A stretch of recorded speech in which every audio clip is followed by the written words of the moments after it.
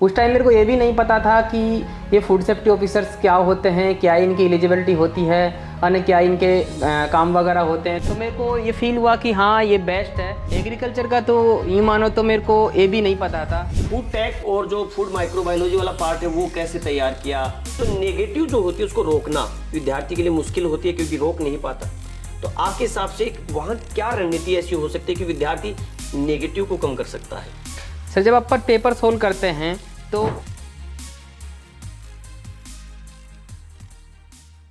Hello नमस्कार प्यारे विद्यार्थियों, आप सभी का आपके अपने उत्कर्ष एग्रीकल्चर क्लासेज के इस यूट्यूब चैनल पर मैं जीएल चौधरी आज के हमारे विशेष सेशन में और विशेष सदस्य के साथ और एक चयनित विद्यार्थी के साथ आप सभी का आज के इस सेशन में स्वागत और अभिनंदन करता हूं। हम बात करेंगे हमारे फूड सेफ्टी ऑफिसर वैकेंसी 2022 में चयनित विद्यार्थी रामोतार जी को लेकर के चर्चा करेंगे। किस प्रकार से इन्होंने अपनी तैयारियां की और आज जब ये भर्ती एक बार पुनः चर्चा में है, उस भर्ती में किस प्रकार से आप लोगों के लिए, आप विद्यार्थियों के लिए ये मददगार साबित हो सकते हैं। अगर मैं बात करूं तो आपके रामोतार जी जो विद्यार्थी हमारे रहे हैं, इनका ओवरऑल राजस्थान में फूड सेफ्टी ऑफिसर 2022 की जो वैकेंसी थी उसमें ओवरऑल 11वीं रैंक रही और अपनी कैटेगरी में ये प्रथम रैंक के साथ चयनित हुए।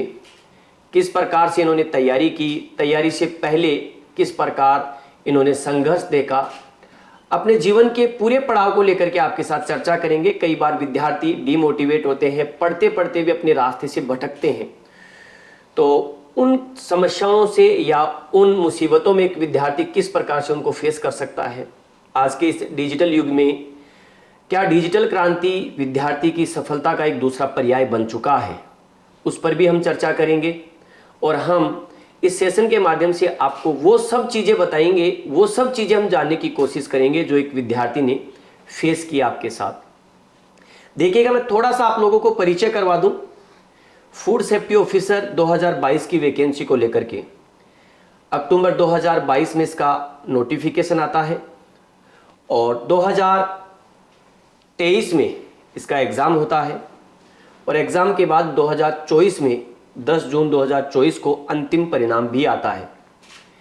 और परिणाम के बाद चयन जब हो जाता है तो विद्यार्थियों में एक अलग ही खुशी होती है। हम उस खुशी को भी तलाशने और जानने की कोशिश करेंगे कि उनको वो पल कैसा लगा।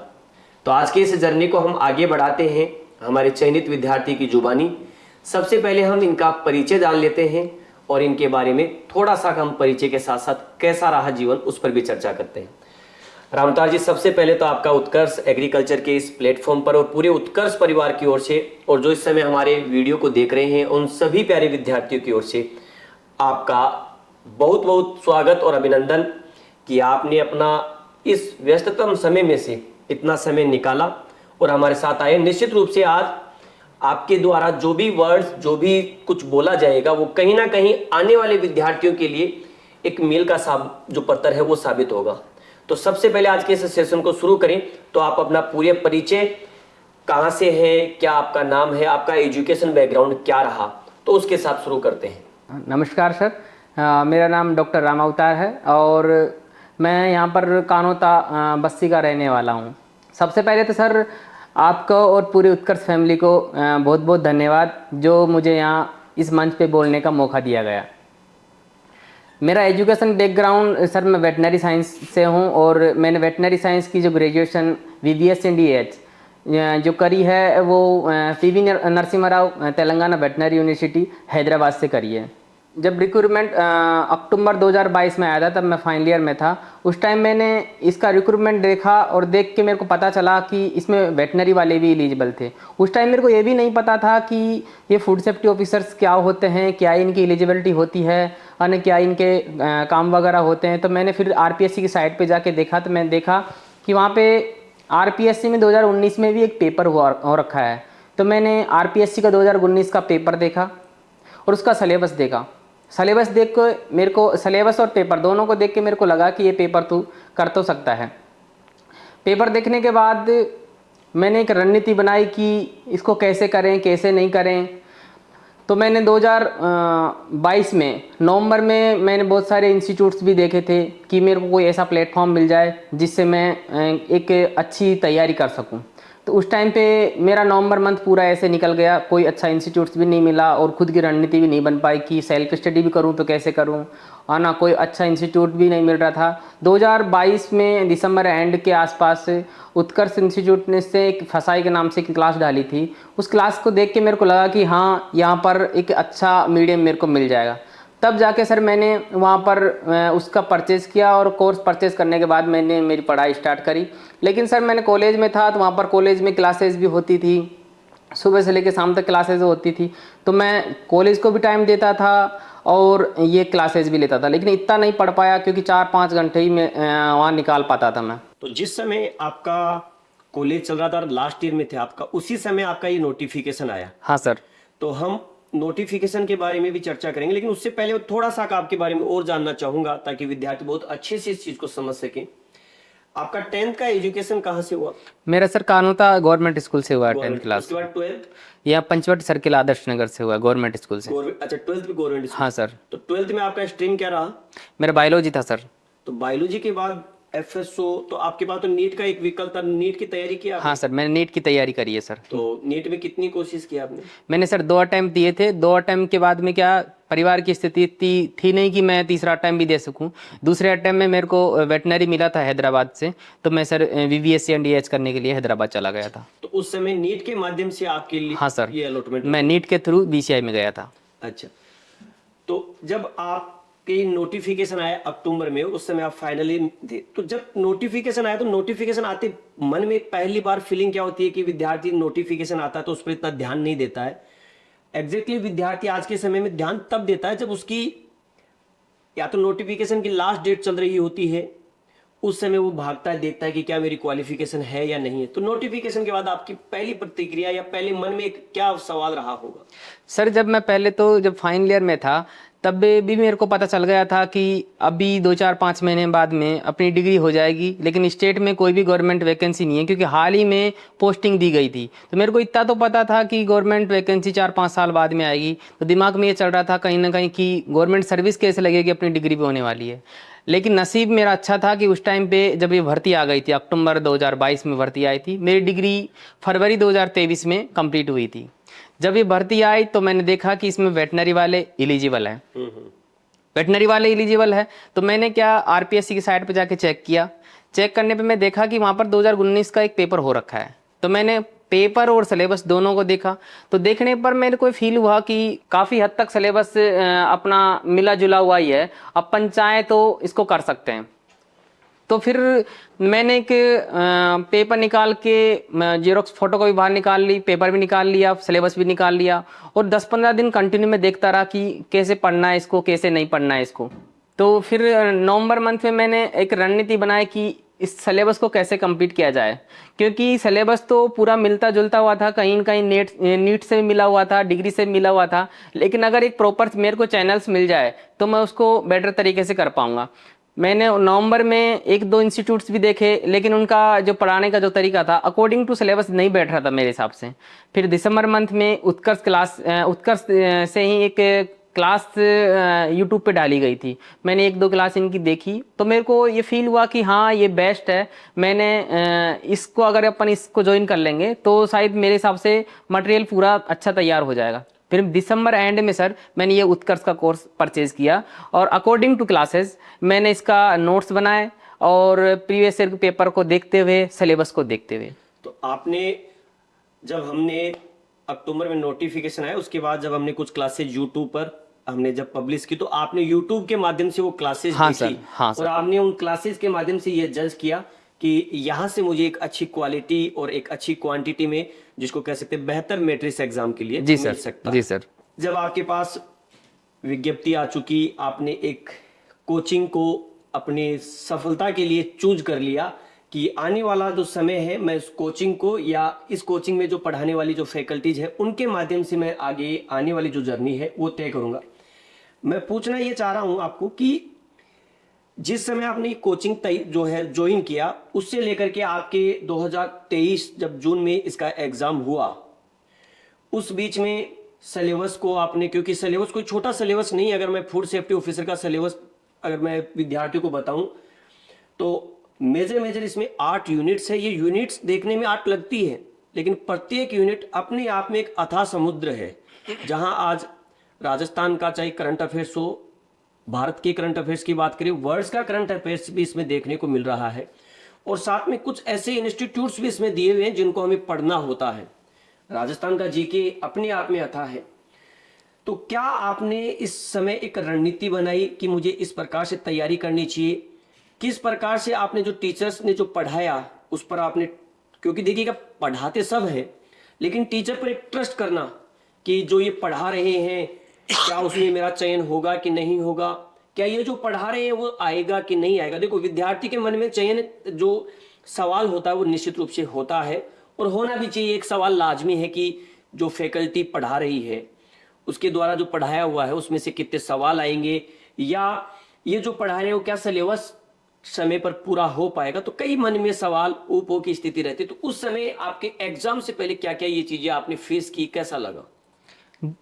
देखो सर, अगर अपन सिलेबस की बात करते हैं तो कोई भी अपन गवर्नमेंट वैकेंसी कंपटीशन की अगर तैयारी करते हैं तो सिलेबस काफ़ी हद तक बहुत इंपॉर्टेंट रोल्स पे करता है।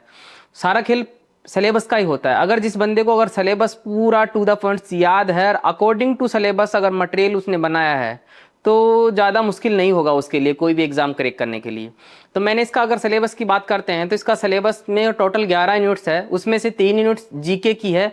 जीके में इतिहास है, जियोग्राफी है, और ये आर्ट्स एंड कल्चर है। और यूनिट नंबर 3 में कुछ नेशनल और इंटरनेशनल ऑर्गेनाइजेशन जैसे WHO, WTO, एपीडा वगैरह ऐसी यूनिट्स है। और कुछ उसमें राजस्थान के जो स्कीम्स वगैरह योजनाएं वगैरह है वो भी है। ये 3 यूनिट्स तो जनरली जीके की है, और 8 यूनिट कंसर्न सब्जेक्ट की है। सब्जेक्ट इसमें ऐसे है कि इसमें केमिस्ट्री भी है, बायोकेमिस्ट्री भी है, माइक्रोबायोलॉजी भी है, एग्रीकल्चर भी है, बायोलॉजी भी है, स्टैटिक्स भी है, और वेटनरी साइंस भी है, और फूड टेक भी है।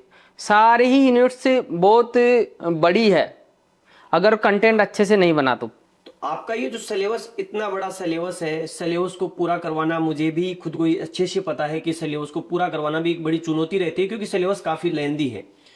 तो आपने सिलेबस के साथ सिलेबस भी पढ़ा, सिलेबस में पढ़ाने वाली जो फैकल्टीज है उनके द्वारा दिया हुआ मैटर भी पढ़ा। तो इसके साथ आपने कहीं बाहर से भी कुछ चीज़ें ग्रहण करने की कोशिश की, कुछ बुक्स के माध्यम से पढ़ने की कोशिश की, या कुछ ऐसा?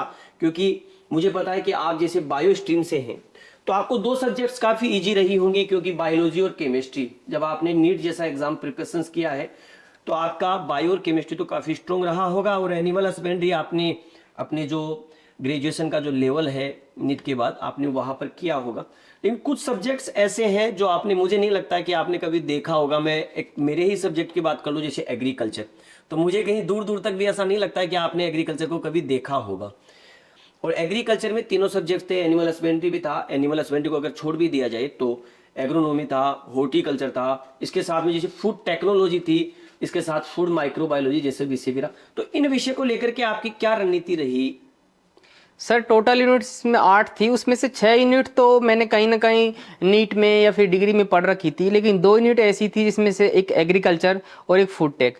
एग्रीकल्चर का तो यूँ मानो तो मेरे को ए भी नहीं पता था, सिर्फ और सिर्फ मैं आपके नोट्स से, आपकी क्लासेस के द्वारा ए से लेके जेड तक आपने सिखाया है। मैं उसमें काफ़ी हद तक है ना बहुत अच्छी एग्रीकल्चर के सारे नोट्स अच्छे से बनाए, और मैक्सिमम क्वेश्चंस भी अटैम्प्ट किया हूँ FSO में सर। एग्रीकल्चर तो आपके ऐसा, फूड टेक और जो फूड माइक्रोबायोलॉजी वाला पार्ट है वो कैसे तैयार किया?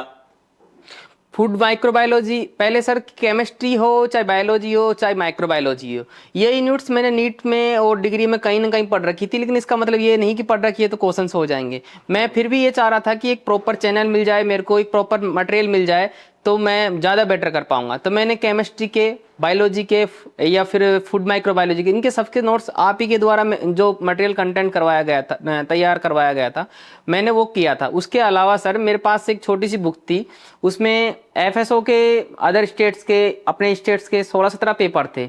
उन पेपर को मैं पर वीक 2-3 पेपर सोल्व करता था, और सोल्व करने के बाद मैं अपने उसके जितने भी वो क्वेश्चंस रहते थे वो मेरे कंटेंट से हो रहे थे, तो मैं कोई भी बुक्स रेफर नहीं किया, क्योंकि जितने भी क्वेश्चंस थे मेरे वो सारे मेरे मटेरियल से हो रहे थे। तो मैं सिर्फ और सिर्फ मटेरियल के ऊपर विश्वास किया हूँ। यानी कि जो फैकल्टीज ने जो पढ़ाया और आपने जो पढ़ा, आपको सब कुछ ऐसा लग रहा था कि जो पढ़ाया है या जो फैकल्टीज पढ़ा रही है उन पे आपको पूरा एक प्रकार से विश्वास जी था। सर, जी सर। और ये विश्वास सिर्फ ऐसे ही नहीं आया, ये विश्वास इन्होंने अलग अलग स्टेट्स के PYQ चेक किए, चाहे वो असम का हो, मणिपुर का हो, गुजरात का फूड सेफ्टी ऑफिसर हो, या राजस्थान के 2019 के FSO की बात करें। हम हमेशा इस चीज को कहते हैं विद्यार्थियों को, सफलता एक दिन में नहीं मिलती, लेकिन सफलता प्राप्त करने के लिए सफलता के इस पड़ाव में एक जो महत्वपूर्ण पड़ाव होता है प्रीवियस ईयर के क्वेश्चंस, क्योंकि उन क्वेश्चंस से आपको ये पता लगता है कि जो मैं पढ़ रहा हूं क्या वो सवाल मेरे द्वारा संपादित किए जा रहे हैं या वो मैं सोल्व कर पा रहा हूं। अगर वो आप सोल्व कर पा रहे हैं इसका मतलब एकदम बिल्कुल सही वे में है। और आज के समय में तो इन PYQs की आवश्यकता और भी बढ़ जाती है, क्योंकि एक पैटर्न जो है वो बदल रहा है, और जब पैटर्न बदल रहा है तो मैं बात भी उसी पर करूंगा। आपको ये अच्छे से पता होगा कि फूड सेफ्टी ऑफिसर 2019 का पेपर एक इस प्रकार का पेपर था कि ज्यादा विद्यार्थी को मुश्किलें नहीं आई थी, लेकिन कंपेरेटिवली 2019 के 2022 के पेपर को अगर हम कंपेयर करते हैं तो चाहे वो फूड टेक रहा हो, एग्रीकल्चर के सवालों को पूछने का ट्रेंड रहा हो, काफी कुछ बदला। तो इस बदले हुए ट्रेंड में आपने पेपर को कैसे सोल्व किया? सर मैंने उत्कर्ष से जितना भी कंटेंट जो लिखाया गया था मैंने उसको प्रॉपर ठीक तरह से अच्छे से 3-4 बार रिवाइज किया। रिवाइज करने के बाद मैंने जो अदर स्टेट्स के जो पेपर थे, स्टेट्स का जो पेपर था उसको देखा। उसको देखने के बाद मेरे को ये आइडिया लग गया था कि इस कंटेंट्स में से भी क्या निकालना है। तो कंटेंट्स को मैं बार बार पढ़ता था, और कंटेंट्स में भी मैं शॉर्ट्स नोट्स बनाता था। शॉर्ट्स नोट्स बनाने के बाद जैसे मान लो कोई क्वेश्चन ऐसा है जो अदर स्टेट में आया हुआ है और अपने सिलेबस से रिलेटेड है, लेकिन उसका कंटेंट अपने पास नहीं है, तो मैं कहीं से भी गूगल से या कोई ऑथेंटिक बुक्स वगैरह से उस पर्टिकुलर टॉपिक के ऊपर मैं अलग से शॉर्ट्स नोट्स बनाता था। उसके हिसाब से मैं कंटेंट को तैयार करता गया था। बिल्कुल, देखिएगा बड़ी बात है, टीचर ने पढ़ाया उसके बाद PYQ चेक किए, लेकिन कुछ PYQ इनको भी ऐसे मिले जहां हमने नहीं पढ़ाया होगा, और जब हमने नहीं पढ़ाया इसका मतलब हो सकता है या तो सिलेबस का बाहर का क्वेश्चन हो सकता है, या हो सकता है कि हमारे द्वारा उसको स्किप कर दिया होगा इस वजह से कि शायद हो सकता है ये सवाल बहुत कम लेवल का हो या बहुत ज्यादा डीपली इस प्रकार का सवाल नहीं जो है पूछा जा सकता। बात यही है, यही इंपॉर्टेंट है कि जब एक टीचर जब पढ़ाता है और उसको अगर हम कंपेयर करते PYQs के साथ, तो हमें ये वास्तविकता का आकलन होता है कि क्या पता इस प्रकार का सवाल पूछा जा सकता है। तो वहां पर विद्यार्थी सेल्फ जो प्रिपरेशन होती है वो भी बहुत महत्वपूर्ण है, और सफल अगर होना है तो आपको सेल्फ प्रिपरेशन के इस मोड को पूरी तरीके से आपको एक्टिव करना होगा। अब हम बात करते हैं, जैसे विद्यार्थी एग्जाम हॉल में बैठा होता है, और एग्जाम हॉल में बैठने के बाद जब उसके हाथ में पहली बार जब पेपर आता है, चिंता और घबराहट उस विद्यार्थी को होती है जिसने अपना सब कुछ उस पेपर के लिए झोंक दिया हो। और जैसे ही वो पेपर आपके हाथ में आया, आपको कैसा लगा पहला क्षण? पहला तो सर क्या है, जब पेपर मेरे साथ आया था, पेपर जब मेरे हाथों में आया था तो मेरा उस टाइम पे बहुत पसीने छूट गए थे, और 2-4 क्वेश्चन शुरुआत में ऐसे मिल गए थे मेरे को कि पेपर होगा कि नहीं होगा, लेकिन 5-10 मिनट में मैं नॉर्मल हुआ। नॉर्मल होने के बाद सारे क्वेश्चन मैंने को देखा कि ये सारे नोट्स में से आ रहे हैं, तो पूरा पेपर मेरा ओवरऑल अच्छा ही हुआ था सर। मैक्सिमम जितने भी क्वेश्चंस जो आए थे वो मेरे मटेरियल में से आए थे। लगभग 130 क्वेश्चंस के आसपास मेरे मटेरियल में से मिल गए थे, जो मैंने कोचिंग से, सेल्फ नोट्स से जैसे मैंने बनाए, मेरे कंटेंट में से ही थे 130 क्वेश्चंस, और मैंने 135 के आसपास अटेम्प्ट भी करे थे। 135 के आसपास क्वेश्चंस आपने अटेम्प्ट किए हैं। एक एग्जाम हॉल में नेगेटिव को कंट्रोल करना एक विद्यार्थी के लिए बड़ा जो है मुश्किल दौर होता है, क्योंकि जब हाथ में पेन होता है और एग्जाम हॉल में जब विद्यार्थी बैठा होता है तो उसे ऐसा लगता है कि मैं जो कर रहा हूं सभी क्वेश्चन सही है। और एक राउंड या 2 राउंड जब वो पूरा कर चुका होता है विद्यार्थी, तो एक एग्जाम जैसे मान लीजिएगा इनका पेपर 150 का था, और इसकी कट ऑफ बहुत एक जिसको कह सकते हैं इस प्रकार की कट ऑफ थी, जहां आप आसानी से पढ़ती तो मैं कहूं कि आप चयन कर लेते, और जो असफल विद्यार्थी उनका भी कहना यही था कि सर अगर थोड़ा सा ध्यान देते तो शायद हमारा चयन हो जाता। तो उस कंडीशन में अपने आप में जो नेगेटिव जो होती है उसको रोकना विद्यार्थी के लिए मुश्किल होती है, क्योंकि रोक नहीं पाता। तो आपके हिसाब से वहां क्या रणनीति ऐसी हो सकती है कि विद्यार्थी नेगेटिव को कम कर सकता है? सर जब आप पेपर सोल्व करते हैं तो पहले राउंड में जो क्वेश्चंस हो जाते हैं ना वो मैक्सिमम सही होते हैं, क्योंकि और जब सेकंड राउंड में जब अपन क्वेश्चन लगाते हैं तो उसमें कुछ क्वेश्चन सही होते हैं और मैक्सिमम क्वेश्चन गलत होते हैं। जैसे मान लो कि कोई 4 ऑप्शन दिए हैं और 4 में से अगर 4 ही ऑप्शन नहीं आ रहे फिर भी अपन तुक्का लगा रहे तो वो तो बिल्कुल गलत बात है, क्योंकि वो गलत होएगा 100%। लेकिन अगर 2 ऑप्शन सही है और 2 ऑप्शन नहीं आ रहे हैं तो उनमें क्वेश्चंस में रिस्क लेना चाहिए।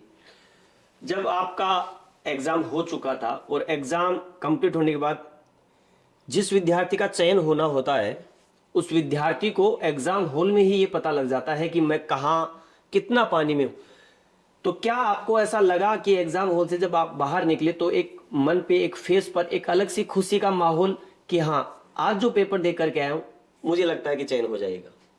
जब मैं पेपर दे के बाहर निकला था तो मैं खुश तो बहुत था, क्योंकि मैंने 135 क्वेश्चंस अटेम्प्ट करे थे। उस 35 क्वेश्चंस में से मैक्सिमम क्वेश्चन मेरे मटेरियल में से आए थे। बस अब तो यही था कि घर जाके इनको सबको एक बार चेक कर लें कि कितने सही है कितने गलत हैं। अब उसमें पार्ट ए के क्वेश्चंस तो मैं जाके ही चेक कर लिया था। उसमें से 40 क्वेश्चन थे, उसमें 40 क्वेश्चन जीके के थे, 110 क्वेश्चन सब्जेक्ट के थे। उस 40 में से मेरे 36 क्वेश्चन तो तभी सही हो गए थे, और बाद में जो बी पार्ट की आंसर की आई थी वो रात को आई थी, तो फिर बाद में मैंने उसके भी चेक करे थे।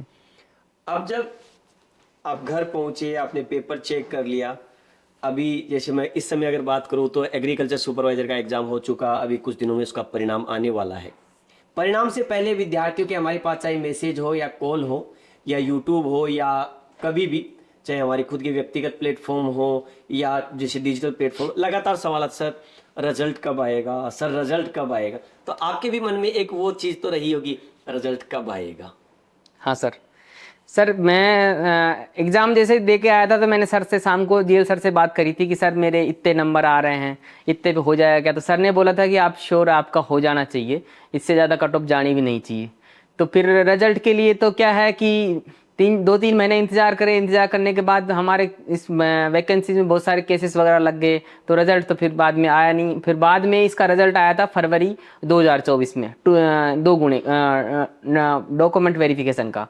उसमें वे डॉक्यूमेंट्स वेरिफिकेशन करने के बाद 10 जून 2024 को इसका फाइनल रिजल्ट आया था। फाइनल रिजल्ट आने के बाद बहुत खुशी हुई थी कि अब तो अपन ऑफिसर्स बन ही गए, लेकिन बाद में ऐसा हुआ नहीं, भर्ती कोर्ट में चले गए, बहुत लंबा टाइम लग गया। अब जाके दिसंबर में जाके हमें पोस्टिंग मिली है। अब बात करते हैं उसी बिंदु पर कि खुशियां देखो कैसे, एक जो खुशियां जो आई वो खुशियां किस प्रकार से कुछ समय के लिए नहीं बल्कि एक लंबे समय तक गम में बदलती है, और विद्यार्थियों के जीवन में क्या कितना बड़ा संघर्ष आता है। एग्जाम हुआ, एग्जाम के बाद परिणाम नहीं आया 1 साल तक, और परिणाम के बाद नियुक्ति मिलना ठीक उसी प्रकार से था जैसे कि माउंट एवरेस्ट पर चढ़ने से पहले विभिन्न प्रकार के प्रशिक्षणों का आयोजन एक उसको करना होता। ठीक यही प्रक्रिया आपके कोर्ट की इस प्रोसेस में हुई। आप लोगों का परिणाम आया, घर में खुशी आई, और आप लोग रिश्तेदार सभी एक खुशी का माहौल होता है। तो हम उस घटना तक पहुंचे, पहले एक छोटा सा काम और जान लेते हैं।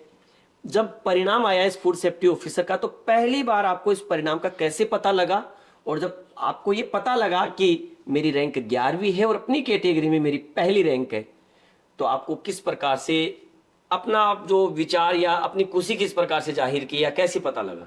सर जब इसका रिजल्ट आया था तब मैं घर में कुछ काम कर रहा था, तो मेरे दोस्त ने मेरे को फ़ोन किया था कि एफएसओ का फाइनल रिजल्ट आ गया। तो मैंने जाके फिर उसकी पीडीएफ देखी। पीडीएफ देखने के बाद मैंने उसमें मेरी रैंक देखी। तो मेरी रैंक 11वीं थी। कैटेगरी का तो उसमें पता नहीं था, लेकिन मेरे मार्क्स इतने थे और फ्रेंड सर्कल में बात होती थी तो मेरे को एक आइडिया लग गया था कि कैटेगरी में अपनी पहली रैंक होगी।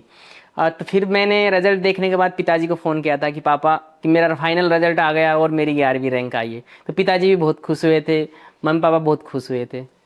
अब मैं थोड़ा सा आपको बता दूं कि हमारे साथ जो रामोता जी जो जुड़े हुए विद्यार्थी हैं इस समय आपके साथ रूबरू हो रहे हैं, ये एक बहुत सामान्य से परिवार से, और जो समय इन्होंने अपनी पढ़ाई के समय देखा कि एक मुश्किल परिस्थितियों में रह करके तैयारी की, क्योंकि ग्रामीण परिवेश के विद्यार्थी रहे हैं, परिवार की स्थितियां बहुत ज़्यादा उस समय भी नहीं ठीक थी, और 2-2 चांस नीट जैसे एग्ज़ाम्स के देना और उस समय तैयारी करवाना वाकई में घर वालों के पास एक बड़ी चुनौती थी, लेकिन उन चुनौतियों को भी लड़ा।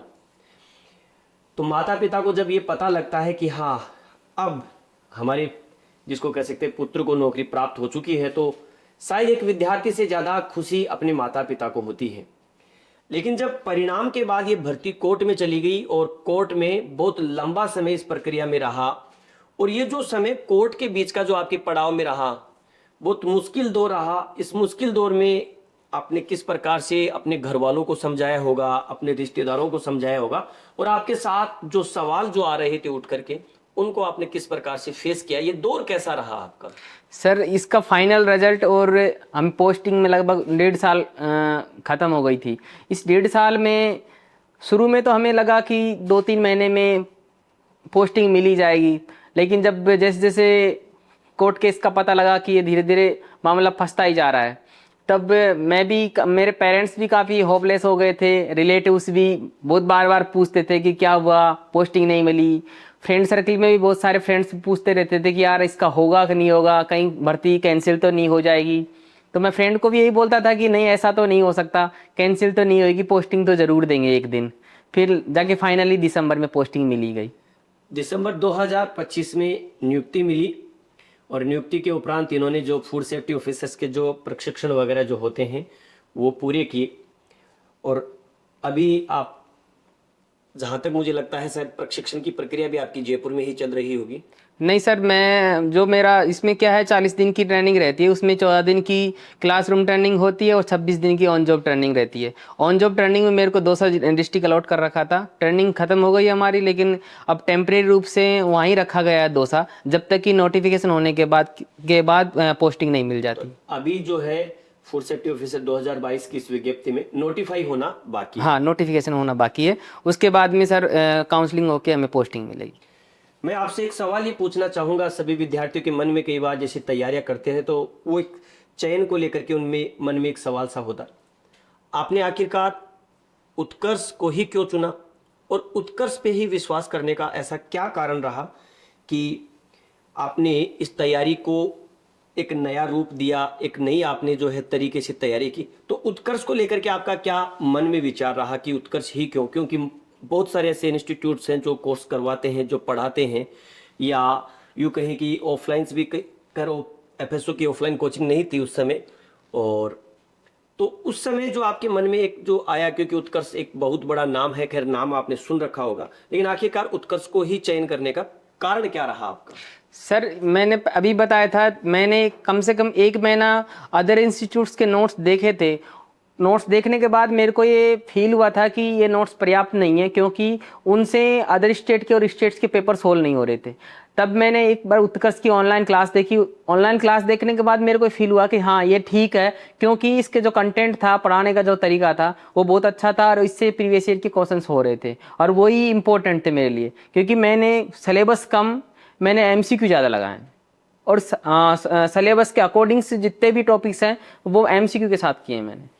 तो यानी कि आज के समय में विद्यार्थी को सिर्फ सिलेबस ही नहीं, बल्कि सिलेबस के साथ साथ जो एमसीक्यूज होते हैं, हम कहते हैं कि आपको एमसीक्यू की ज़्यादा से ज़्यादा जो है प्रैक्टिस करनी चाहिए। पीवाईक्यूज आपको देखने चाहिए, क्योंकि ये आपकी सफलता में महत्वपूर्ण पड़ाव शामिल होता है, क्योंकि इनसे आपका एक कॉन्फिडेंस बूस्ट होता है। देखिएगा, एग्जाम में तैयारियां सब करते हैं, लेकिन एग्जाम में, उस एग्जाम हॉल में आपका कॉन्फिडेंस कितना है ये बहुत मायने रखता है। तो अब मैं आपसे ये सवाल पूछूंगा कि जैसे अभी फूड सेफ्टी ऑफिसर की नई वैकेंसी को लेकर के भी काफ़ी चर्चाएं हैं। उसका कारण है क्योंकि 2022 और 23 के बजट में आपको पता है कि 100 वैकेंसियों की घोषणा की हुई थी, और आपके बैच में और 2019 बैच, क्योंकि 2019 का बैच इनसे पहले आया था लेकिन उसकी नियुक्ति इनके साथ ही हो रखी है, तो उसमें भी अप्रोक्सीमेटली 298 में से, जहां तक मुझे इन्फॉर्मेशन है, 70 के आसपास कैंडिडेट्स ऐसे हैं जिन्होंने अभी तक ज्वाइन नहीं की, और वो ज्वाइन नहीं करेंगे, क्योंकि कुछ लोग असिस्टेंट प्रोफेसर्स में चले जा चुके हैं, कुछ वीओज में जा चुके हैं, कुछ और किसी जॉब में जा चुके हैं। तो आज मुझे जहां तक लगता है डिपार्टमेंट में अप्रोक्सीमेटली 150 प्लस वैकेंसी से ज़्यादा पद खाली हैं, और बहुत से विद्यार्थियों के लगातार कॉल, मैसेजेज वगैरह आ रहे हैं, और वो तैयारियां करना भी चाह रहे हैं। तो मैं ये चाहूँगा कि जो आगे जो विद्यार्थी तैयारी करना चाह रहे हैं, उन विद्यार्थियों को किस प्रकार से तैयारी करनी चाहिए, वो सेल्फ कितना अपने आप पर जो है फोकस करें। आने वाली जो हमारी जनरेशन है, आने वाले जो हमारे युवा साथी हैं, आने वाले जो हमारे विद्यार्थी हैं, उनको क्या कहना चाहेंगे कि वो एक बेहतर तैयारी कर सके, अपने आप में खुद को मोटिवेट करते हुए, खुद में एक विश्वास लगाते हुए, क्योंकि वैकेंसी हो सकता है, मुझे जहाँ तक है कि इसी लास्ट ईयर तक आ जानी चाहिए, 2026 तक। तो एक विद्यार्थी को किस प्रकार से आप मोटिवेट करना चाहेंगे, क्योंकि जो पीड़ा या जो सफलता एक सफल विद्यार्थी सुना सकता है, उससे बेहतर मुझे नहीं लगता कि कोई और सुना सकता है।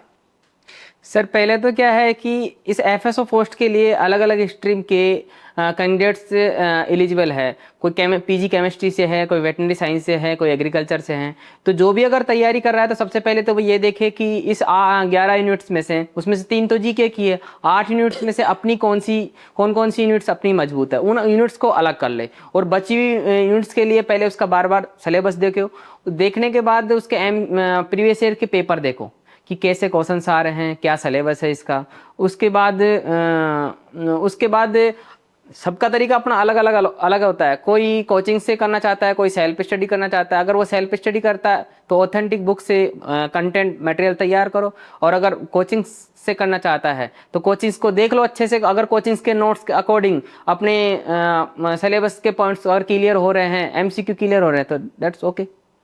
बिल्कुल, देखिएगा बड़ी बात है सेल्फ तैयारी। तो मैं फिर कह रहा हूं कि अगर आप तैयारी कर रहे हैं तो मैं कहूं कि मैं जो पढ़ा दूंगा वो पेपर में आएगा, या जो संस्थान ने जो पढ़ा दिया वो पेपर में आएगा, या मैं कह दूं कि हमारी संस्थान ही आपको सिलेक्शन दिला सकती है। जी नहीं, सिलेक्शन अगर लेना है तो हम और हमारी संस्थान आपके उस मार्ग में आपके साथ खड़ी मिलेगी, आपका हाथ पकड़ करके उस रास्ते को पूरा करने में आपकी मदद करेगी। लेकिन पढ़ना आपको होगा, और पढ़ने के लिए अच्छी बुक्स आपको पढ़नी होगी, अच्छे नोट्स आपको पढ़ने होंगे, क्योंकि फूड सेफ्टी ऑफिसर की जो आने वाली वैकेंसी है बहुत खतरनाक होगी। कारण यह है कि इस बार सभी विद्यार्थी बेहतर तैयारी करके एग्जाम्स देंगे। तो आप लोगों को भी अपनी तैयारियों को अभी से जांचना परखना होगा, आपको अभी से तैयारी शुरू करना होगा, क्योंकि सिलेबस कोई छोटा नहीं है। जीके जैसा अथाह भंडार है, उसके बाद सब्जेक्ट्स के अलग अलग पार्ट्स आपको देखने को मिलेंगे। Food tech, food microbiology, chemistry, biochemistry, आपके कुछ पार्ट जैसे मैं कहूँ कि स्टैटिक्स का भी आपको देखने को मिलेगा। एग्रीकल्चर जैसे विषय भी आपको पढ़ने होंगे। तो अगर आप तैयारी कर रहे हैं तो आपको अभी से लग जाना चाहिए। तो आज के इस पूरे पड़ाव में हमारे साथ 11वीं रैंक ओवरऑल राजस्थान और अपनी कैटेगरी में पहली रैंक हमारे साथ विद्यार्थी जुड़े। उन्होंने अपने जो है शब्दों के माध्यम से आपको समझाने की कोशिश की। मैं ये पूरा यकीन आप विद्यार्थियों को दिलाता हूं कि अगर आप ये जो बातें आपने सुनी, इन बातों में से कुछ बातें जो आपको लगे कि हाँ हमारे लिए है, अगर उन पर आपने गौर किया, गौर फरमाया, तो आने वाली जो आपकी वैकेंसीज होगी उनमें आपकी तैयारियां और बेहतर हो सकती है। तो अंत में मैं एक बार पुनः आपसे पूछना चाहूँगा, आपके मन में कुछ और भी हो जो आप विद्यार्थियों को बताना चाहें, और किस प्रकार से आपने जो है अपनी इस जर्नी के बारे में कुछ छोटा मोटा अगर कुछ कहना चाहें, जैसे कि आपका इस इंस्टीट्यूट में योगदान कि कौन से जो आपके गुरुजन हैं जिनके साथ आपका लगातार जो है संपर्क रहा, माता पिता का क्या रोल रहा, माता पिता ने किस प्रकार से आपको सपोर्ट किया, आपके परिवार में आपके छोटे भाई भी हैं, तो एक आप परिवार में सबसे बड़े हैं, तो एक बड़े होने के नाते खुद का चयन भी बहुत जरूरी है, लेकिन खुद के चयन के साथ साथ जिम्मेदारियां परिवार की बहुत ज़्यादा थी। छोटे भाइयों को संभालना है, उनकी एजुकेशन को देखना है, और जब विद्यार्थी बेरोजगार होता है तो उसके ऊपर जब इतनी जिम्मेदारियां होती है तो कहीं ना कहीं मन विचलित जरूर होता है। सर अगर फैमिली बैकग्राउंड की बात करते हो तो मेरा फैमिली बैकग्राउंड थोड़ा कमजोरी है। मेरे को पढ़ाने में मेरे माँ बाप का काफ़ी रोल रहा है, टीचर्स का रहा है, मेरे चाचा जी है उनका काफ़ी रोल रहा है, मेरी सिस्टर जिया जी है, सब ने मेरे को बहुत सहयोग किया है, और उस सहयोग की बदौलत ही मैं आज ये फूड सेफ्टी ऑफिसर हूँ। मैंने बहुत मेहनत करी थी इसके लिए। तो सर, और अगर कोई तैयारी भी कर रहा है फूड सेफ्टी ऑफिसर की, चाहे वो सेल्फ नोट्स बनाए, चाहे वो कोचिंग के नोट्स को पढ़े, वो कुछ भी पढ़े, लेकिन उसको एक बार है ना अपने के नोट्स के ऊपर विश्वास करना होगा। ऐसा नहीं है कि थोड़े दिन ये नोट्स पढ़े, थोड़े दिन सेल्फ स्टडी करी और फिर दूसरे के नोट्स पढ़ने लग गए। उससे क्या होता है कि स्टूडेंट्स होपलेस हो जाता है। तो ऐसा नहीं करना चाहिए। तो इस समय जो भी विद्यार्थी वीडियो को देख रहे हैं उन सभी का आभार, धन्यवाद। हमारे आज के इस सेशन में जो हमारे साथ जुड़े हैं, पूरे उत्कर्ष परिवार की ओर से और मेरी ओर से आपको ढेर सारी शुभकामनाएं। Thank you sir. कि जिस प्रकार से आपने फूड सेफ्टी ऑफिसर इस पद के लिए तैयारी की, जिस प्रकार से इस पद को आपने प्राप्त किया, हमारी ये इच्छा है कि आप अपने जीवन में लगातार दिन दूनी और रात चौगुनी रफ्तार से आने वाले भविष्य की ऊंचाइयों को छुएं। आपका जो परिवार है वो सुख समृद्धि के उस उच्चतम पल को छुएं जहां आप अपना भी, साथ में समाज का भी, और साथ में ऐसे लोगों का जो है अच्छा और भला कर सकें जो आने वाले समय में कहीं ना कहीं अपनी विपरीत परिस्थितियों की वजह से या कुछ स्ट्रगल कर रहे हो, आप उनको किसी ना किसी भी रूप में, चाहे प्रत्यक्ष या अप्रत्यक्ष रूप से, आप उनकी सफलता के मार्गदर्शक के रूप में कार्य कर सकें। तो आपका पूरे उत्कर्ष परिवार की ओर से ढेर सारी शुभकामनाएं आपको, सर। और आपको राम राम। जय हिंद, जय भारत। Thank you sir.